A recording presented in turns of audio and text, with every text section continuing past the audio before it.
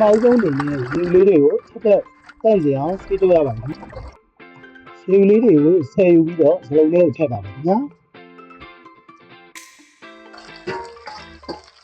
ဒီလေးနဲ့လည်းဆက်သက်ပြီးတော့စီးတက်ပြီးရေလေးထည့်ပြီးပို့ပါမယ်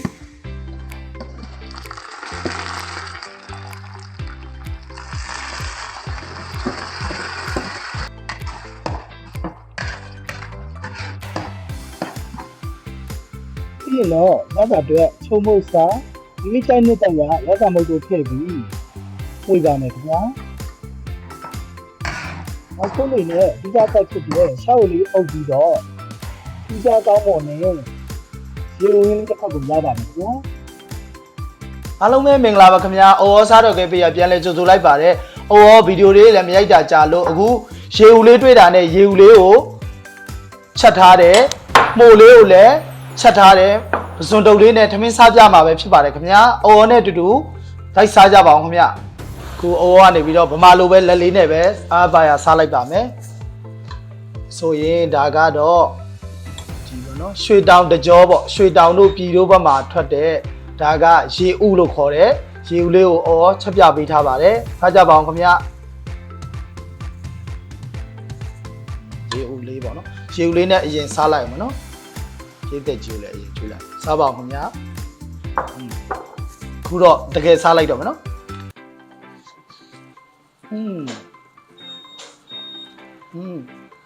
ရေဥကလေအိုးကပထမအဆုံးစားဘူးတာပဲတော်တော်စားလို့ကောင်းတယ်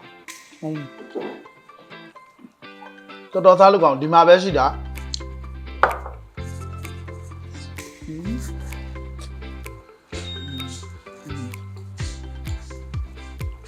မို့ကြလေးနဲ့လည်းစားပါအောင်ပါ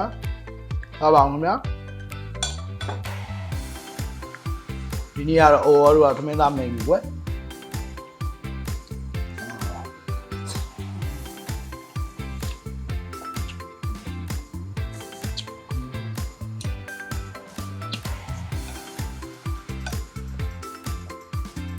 ပစွန်ကြီးတုပ်လေးပေါ့နော်အဲ့ဒါလေးကလည်းဒီနေ့တွေ့လို့ပေါ့နော်ဈေးလေးလည်းတက်တာလေးတွေ့လို့ဒါတော့ spicy နှစ်လေးနဲ့ပဲရိုးရိုးရှင်းရှင်းလေးပဲချက်ထားပါပေါ့နော်စားကြပါအောင်ဟုတ်တယ်ရှယ်ပဲ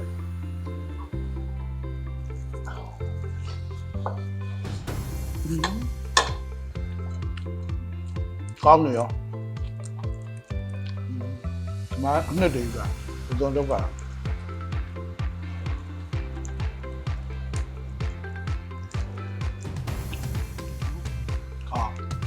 အော်ကတော့ခေါင်းလေးကိုအရင်စားမယ်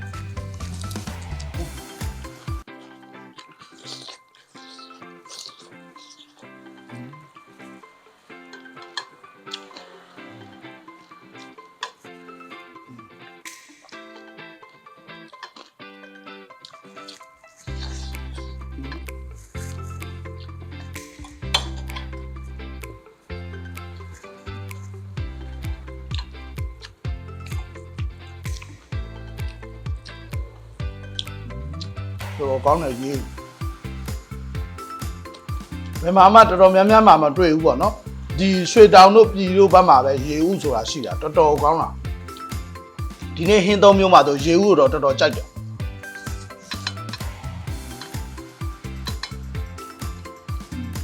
ဒီပစုံလေးရတယ်ချုံနေရတယ်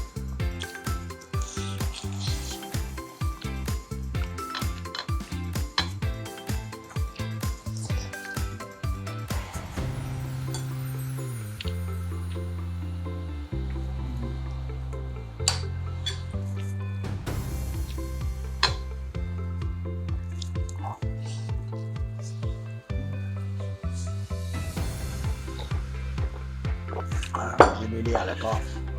ဒီရတယ်ဒီရတယ်ကောဒီရတယ်ကော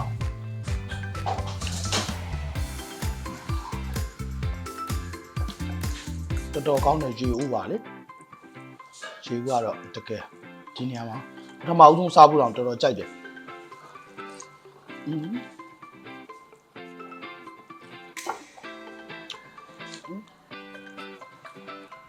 တော်တော်ကောင်း ရေဦးကပေါ့ပေါ့ပပပဲဘာမှတော့မရှိဘူးဒါပေမဲ့သူ့ရဲ့အဓိကကတော့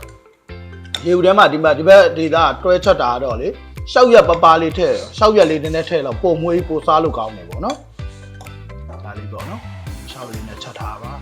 ရေဦးကတော့ကောင်းပါတယ်အားလုံးနှုတ်ဆက်ခဲ့ပါရဲ့ကောင်းရေဦးလေးဟုတ်ဒါကိုကုန်စားလိုက်ရုံပဲပ